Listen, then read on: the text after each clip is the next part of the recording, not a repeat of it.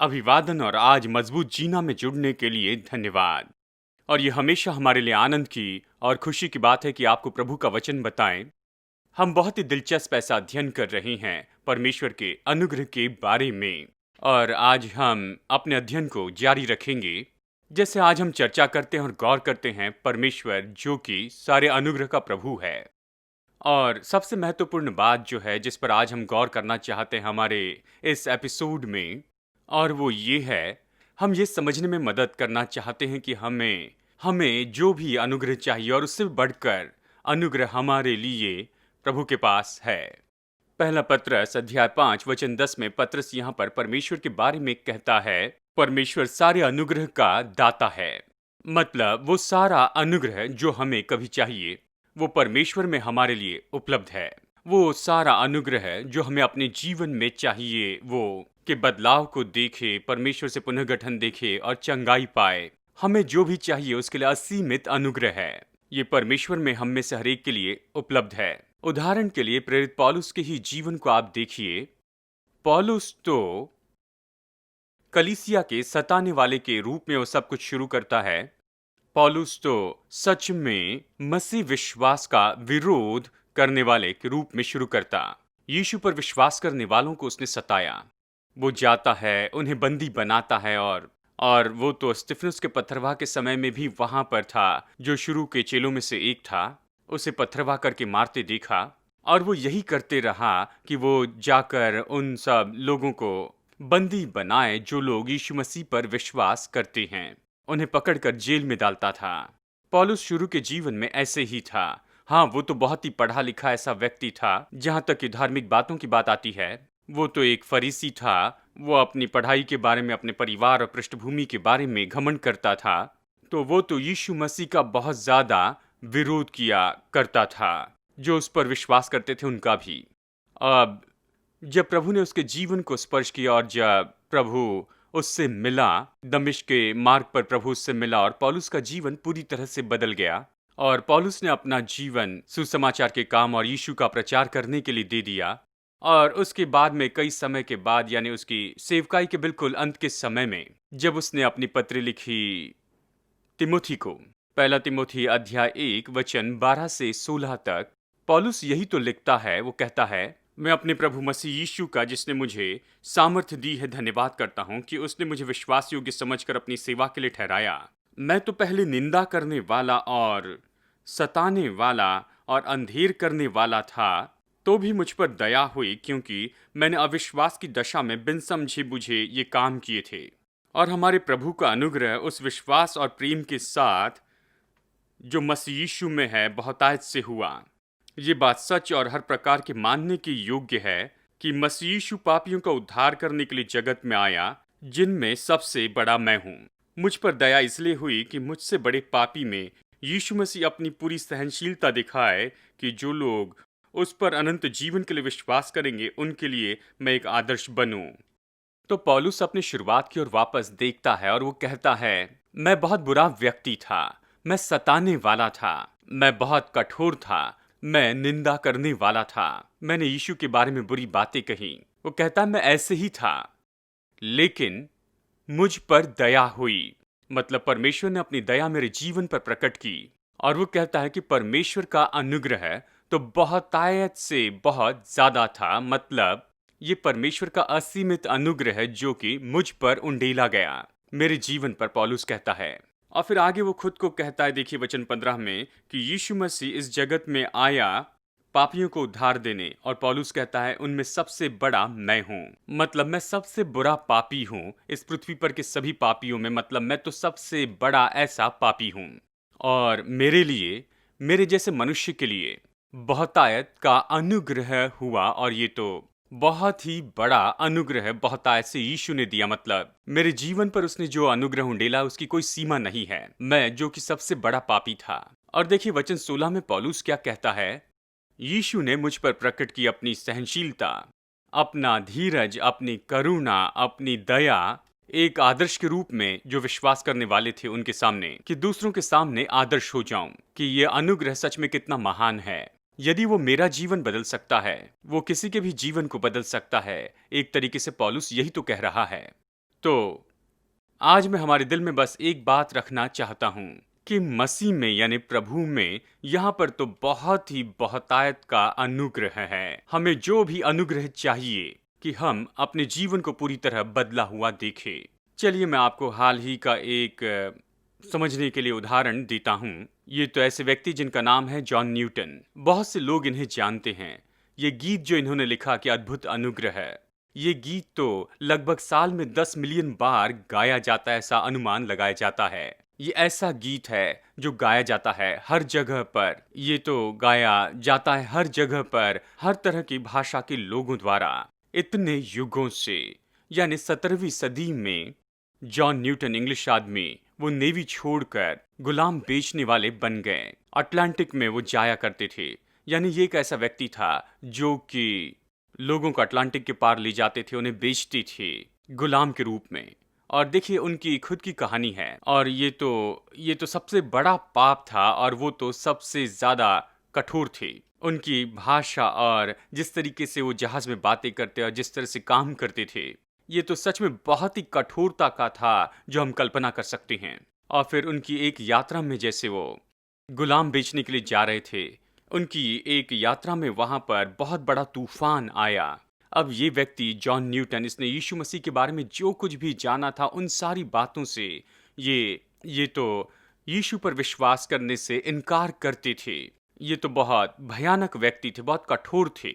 यहाँ पर इस तूफान के बीच में उन्होंने एक काम किया और उनकी यही आशा थी कि ये इनके जीवन को बचाएगा। उन्होंने एक छोटी प्रार्थना की। जहाज डूबने पर था, पानी भर चुका था और वहां उस पल में जब उन्होंने जाना कि अब तो अंत पास में आ चुका है, उन्होंने सरल प्रार्थना की, कहा प्रभु मुझ पर दया कर। उस जहाज में उन्होंने केवल यही प्रार्थना की जो डूबने पर था वहां अटलांटिक में, प्रभु तू मुझ पर दया कर।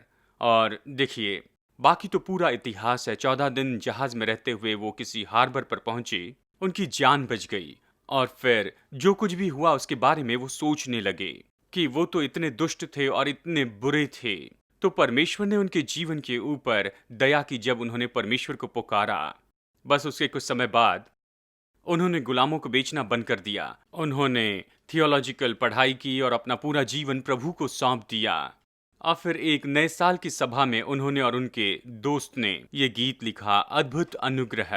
कितना मधुर सुनाई देता है, जिसने मेरे जैसे दुष्ट को बचा लिया। मैं तो खो गया था लेकिन अब मैं मिल गया हूँ, अंधा था पर अब देख सकता हूँ। इस तरह से ये गीत कहता है। जॉन न्यूटन ने इन शब्दों में और इस गीत में सब लिखा कि परमेश्वर का अनुग्रह उसके लिए क्या अर्थ रखता है और परमेश्वर के अनुग्रह ने उसके लिए क्या किया है।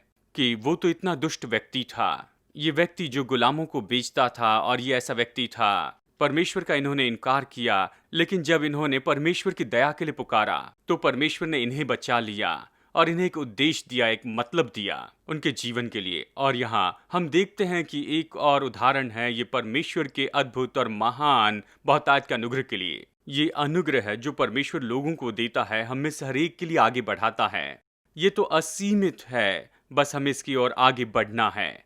इफिसियों अध्याय 2 वचन 4 से 9 में पौलुस बताता है कि परमेश्वर दया के कारण हमारे लिए क्या करता है।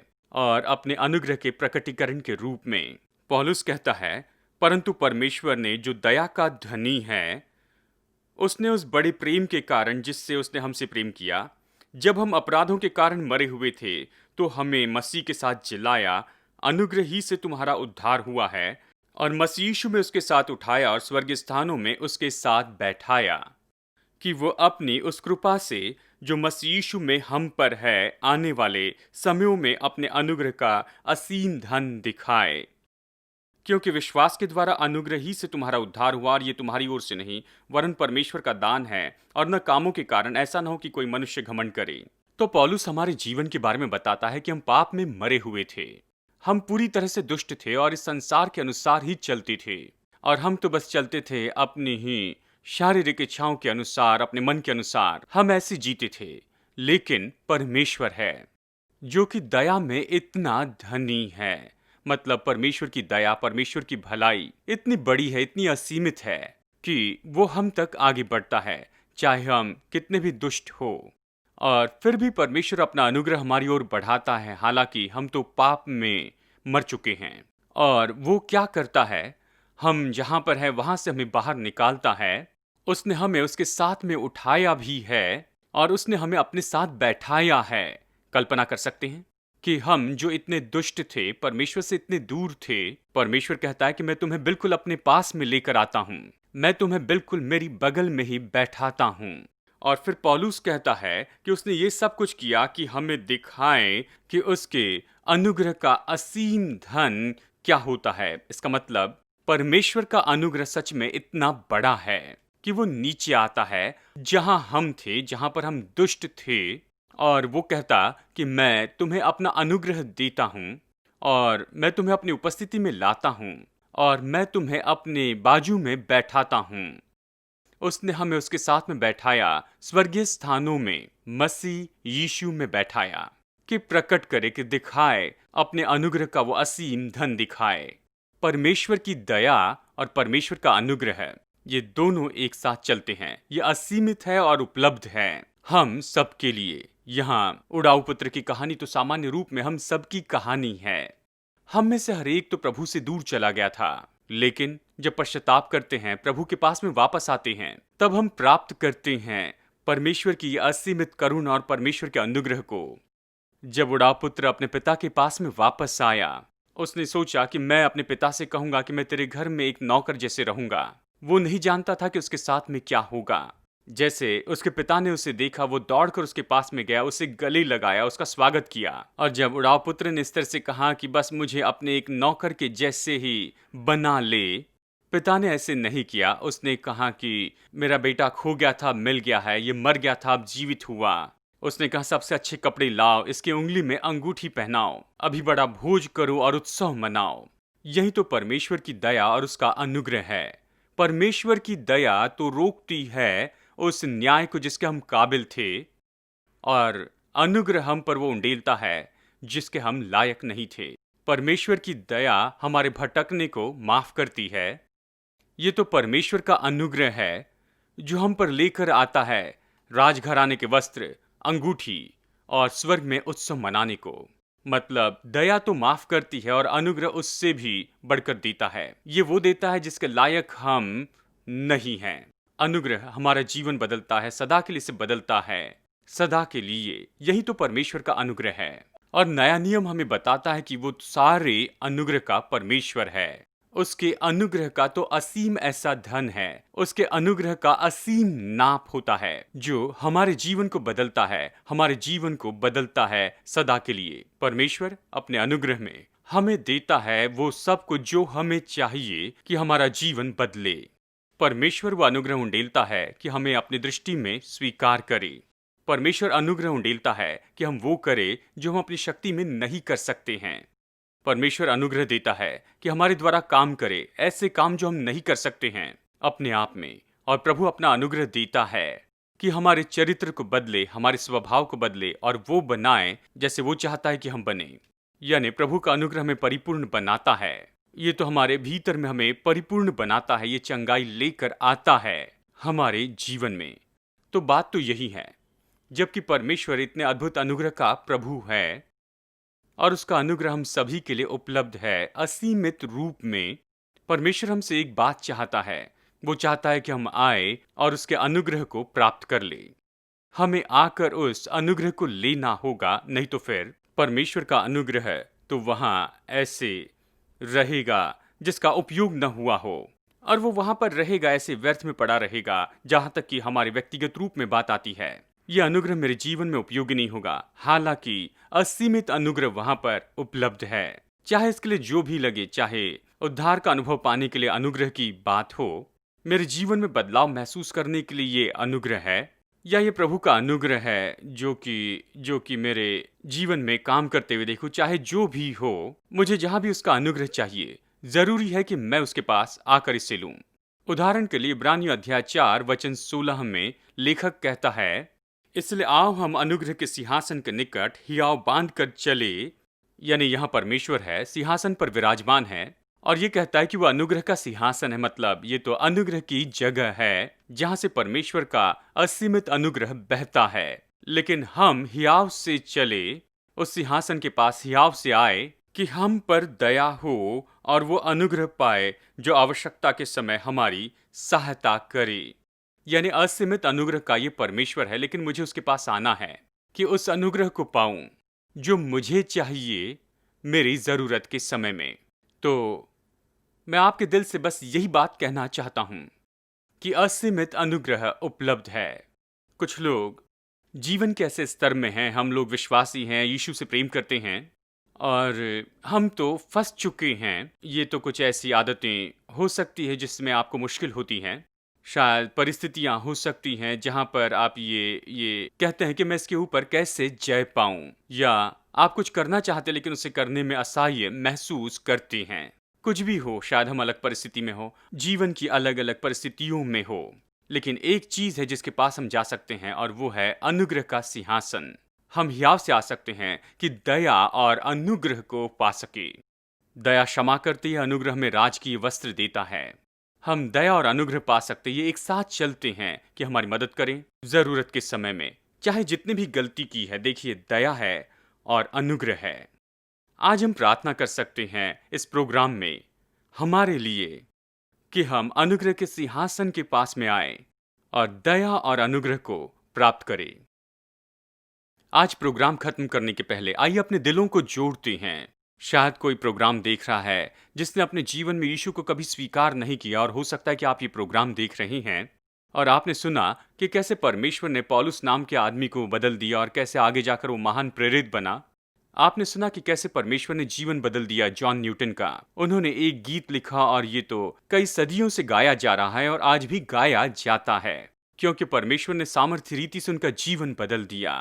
परमेश्वर आज भी सारे अनुग्रह का प्रभु है। चाहे आप कोई भी क्यों ना हो, जीवन में किसी भी जगह पर हो, यदि हम अनुग्रह के सिंहासन के पास आते हैं, वो वहां है कि दया और अनुग्रह करके हमारे जीवन को सदा के लिए बदल दे। प्रार्थना में आप मेरे साथ प्रार्थना करें, विश्वास करें, प्रभु से मांगे कि उसकी दया और अनुग्रह आज आपके जीवन पर प्रभाव डाले और बदल दे, बदलाव लाए, जैसे उसने बहुत से लाखों लोगों के जीवन में किया। आइए प्रार्थना करते हैं। पिता यीशु मसीह के नाम में मैं प्रार्थना करता हूं कि तेरी दया और तेरा अनुग्रह यहां पर पहुंचाया जाए। प्रोग्राम देखने वाले हर एक दर्शक के पास तू सारे अनुग्रह का परमेश्वर है, असीमित अनुग्रह का प्रभु है।